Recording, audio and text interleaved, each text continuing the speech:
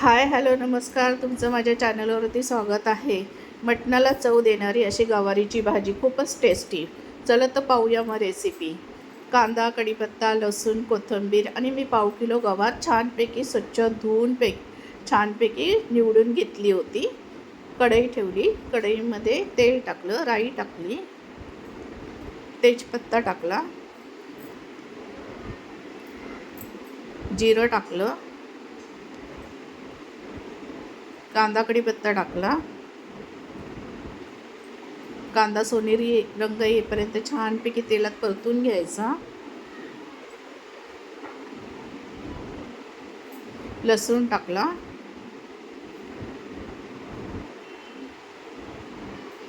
हिंग टाकलं. बघा, कांद्याचा सोनेरी रंग आला. आता गवार टाकायची तेलामध्ये. पाहू शकता तुम्ही. ती 1 ते 2 मिनटं तेलात छानपैकी परतून घ्यायची तेल सुटेपर्यंत. हे बघा, तुम्ही पाहू शकता तेल सुटलंय की नाही. हळद टाकली,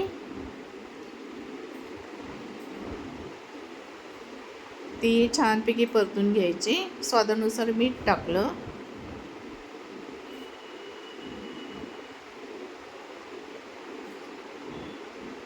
तुम्हाला जर माझी रेसिपी आवडत असेल तर सबस्क्राईब करा, लाईक करा, कमेंट करा. मिरची पावडर टाकली. ती छान तेल सुटेपर्यंत बघा परतून घ्यायची. मटणाला मागे सारणारी ही अप्रतिम गवारीची भाजी आहे. हे बघा, कांदा लसूण मसाला टाकला आणि 1.5 ग्लास पाणी टाकलं भाजी शिजण्यासाठी. पाहू शकता तुम्ही. नंतर सर्व मिक्स करून घ्यायची. 2-3 उकळी आल्यावर शेंगदाण्याचं कूट टाकलं. कोथिंबीर टाकली वरून.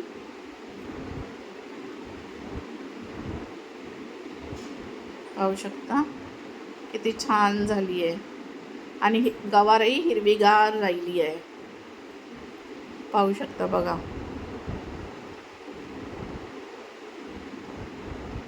बघा, आता मी तुम्हाला ताट करून दाखवलं आहे.